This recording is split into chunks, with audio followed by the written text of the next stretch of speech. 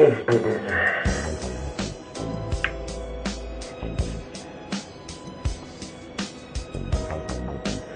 little gay boys and girls and fag hags and straight boys who sneak and watch my videos and love me too. Yes.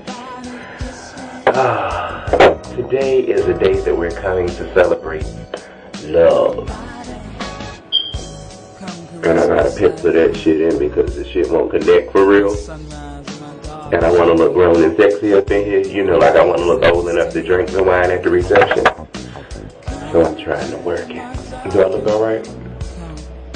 I know I look good. You calm down. You ain't got to tell me. I know I'm a sexy piece of chocolate mocha almond thunder. Are you kidding? Well, why don't I have a husband then? What you trying to say? Anyway, today is not about me being married. Okay? Today is a day about celebrating the love and the joys that people experience in life. And this time it just so happens to be two of my black male friends. They're getting married. Jay and Aaron, congratulations. Anytime two people are willing to make a public acknowledgement and affirmation of their love, that's very serious and important, and it should be celebrated because marriage is deep, okay? It's about more than having his chicken and mashed potatoes on the table when he gets home. It's more about more than just washing and fluffing and folding clothes. Marriage is serious. This means I'm loving you and we gonna get through this shit. So you two bitches better stay together. I'm not playing with y'all, but they've been together forever, ever. So anyway, I know I'm gonna be crying. I should have put some mascara on so when I start crying, I'll be in there looking like Tammy Faye Baker. But anyway, y'all, we about to go do this. Aaron and Jay, oh my Lord. Anyway, come on here, babies. Okay, so we're here with one of the groom's brothers, and he's actually straight. So give it up for the straight. Woo! And I have put something on my camera so that you can understand everything that this straight man is saying, because you know we can't understand a word of their language. Okay. So first of all, I just want to thank you for being open and affirming of your brother. Were there any challenges that you had to face coming to terms with your brother's sexuality? Yeah, at first it was like I was hurt for a certain reason, because you know, growing up, how the old people supposed to teach you, but you found out, okay, no, I'm gonna have my own perspective. So yeah, growing up it was like it was difficult, but you know, after he broke it down to me about how he felt, why it happened this way, why he feels this way, it was like, wow, how can you not accept that? So it's really, that took all emotions, all difficult things away, made me very happy about it. Wow, and so bring it to the point where you're actually able to be here and celebrate your brother's love. Celebration, yes. Celebration. We're going to do the electric flag, too, like we do at all the black folks' weddings. Same thing. Okay, so how does it feel to be here and celebrating this moment with him? I mean, it feels amazing, you know, just for my brother to take this challenge, go to the next level, and take the big challenge of marriage, you know, and me to be a part of it, you know, it's like, wow, look at my brother coming down the aisle like, whoa, he's getting married. So like, this is Big Brother. Big Brother, yeah. Big Brother. Okay, so this is the thing that we all want to know. Okay, this is the dirt, because y'all know I love me some dirt now. Okay, so you're officially gonna have a brother-in-law. Yeah. Have y'all always gotten along? Man, Jay never really had a problem. Oh no, I take that back. Oh, we want to hear all about it. Jay is the most. Everything got to be clean. This got to be right here. It got to be right there at that moment at this particular time. So it's like he wants you all to think that Jay is not clean. Yeah, okay. that used to drive me crazy. But overall, y'all related. Overall, that's some strange, odd reason. That's why I came to love Jay. For those crazy reasons, he's just clean. He's nowhere to be found. He's kind of clean. So basically, yeah, that's our relationship. But Jay's a great brother-in-law, great person. Well, thank you for being here. Thank you for doing the interview, and I'm so excited about this wedding. I'm gonna be crying. I'm gonna look like Tammy Faye Baker in a few minutes. Oh my God! So thank you for doing it. No problem. We appreciate it. All right. So keep on watching.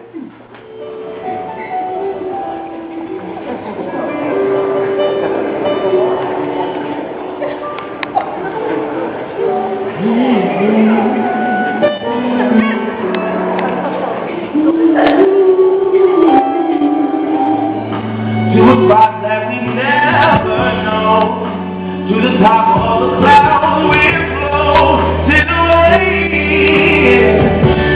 Ooh, it feels so great. Baby, we're so high, walking on clouds. Your voice, you got me on a natural high, almost like I didn't even have a choice. You are the beautiful surprise. For poor, in sickness and in health, to love and to cherish until death do you part. Joe, do you take Aaron to be your husband, to have and to hold from this day forward, for better, for worse, for richer, for poorer, in sickness and in health, to love and to cherish until death do you part.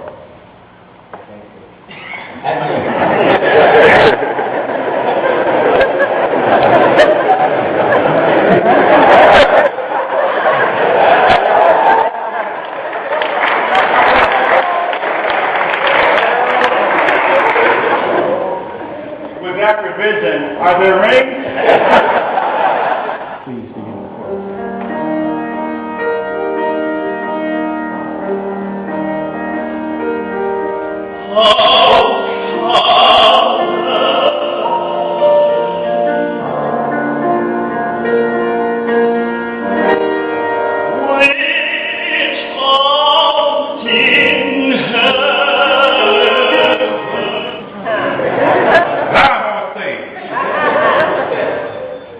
The Reverend Aaron B. and the first gentleman, Joe D. Jones Wade.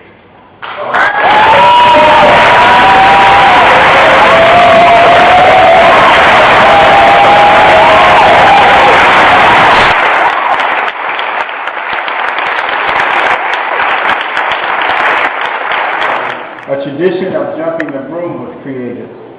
Today, Aaron and Joe have decided to recognize this tradition. And so I now say the couple will now jump the broom.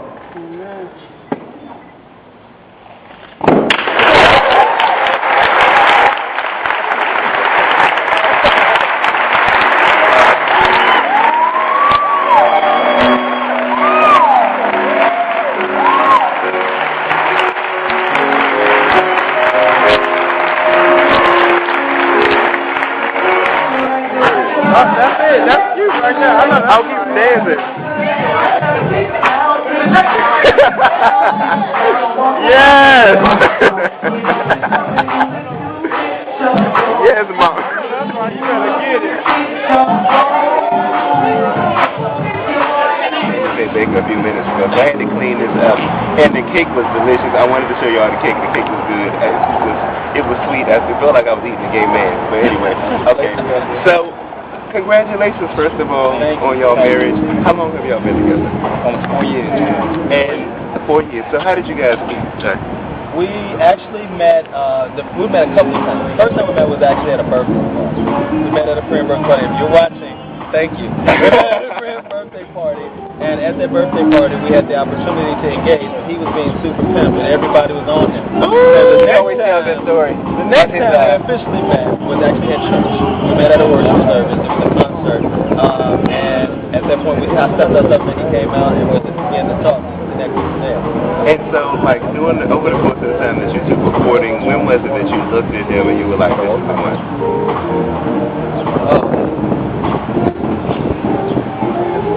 The first 3 days. That's what it was. You gotta be sick. You waited. Right. For you, when did you feel like that was the one? When? You got your car ready. When did you look at him and realize that he was the one? When I first met him, and this is so fairy tale, right? When I first met him, I was just like, oh yeah, that's my movie right there. But it really set in. We're like, okay, we can really be. We both got caught. We both got hang-ups, and we both got things like, oh, this Negro gets on my nerves. But when after a year and a half, or a year and a half, 2 years, it was like, I've been with this for how long? You know, I can definitely be with this person forever. We balanced each other out very well, and so after that 1.5 year, 2 year mark, it was like definitely that was that top one of his other relationships. So I think that was the marker for us. Okay, because I know a lot of, especially in gay relationships, what a lot of people do is, you know, they go through little things, and so they aren't able to be adult enough. And that's the hell with all that gay stuff. Not adult enough to work through certain situations. So what things do you all do? Like, if he leaves the toilet seat, if he leaves the toilet seat up because you're a lady. So like, whatever. So like, if he leaves the toilet seat up or something like that, or you know, you come in and he ate your chicken sandwich, or you know, even other little problems like, you know, somebody coming in late or something. How do you all handle those type of situations? Compromise and communication. It's very important.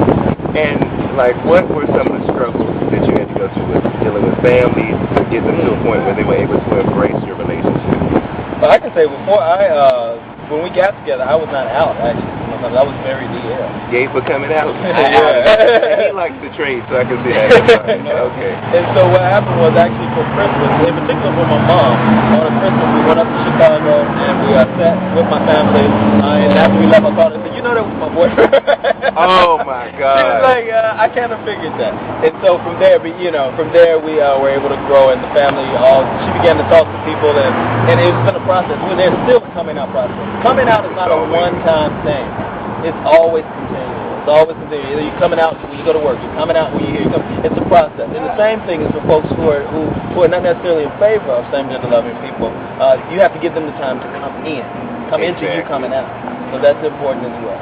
And any advice for any couples? Like, what would you say to any couples who want to get to a point where they're able to marry, love, and be together?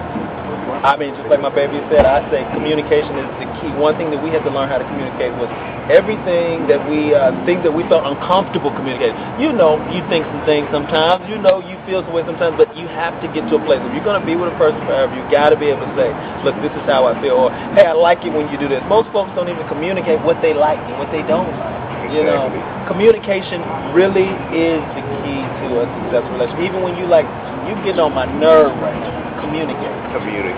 Well, I want to say thank you both for being a positive example of love in the black community, in the black gay community. This is very important for people to see, and I'm pretty sure you're such a people. Oh my God, I got to go get my Kleenex too.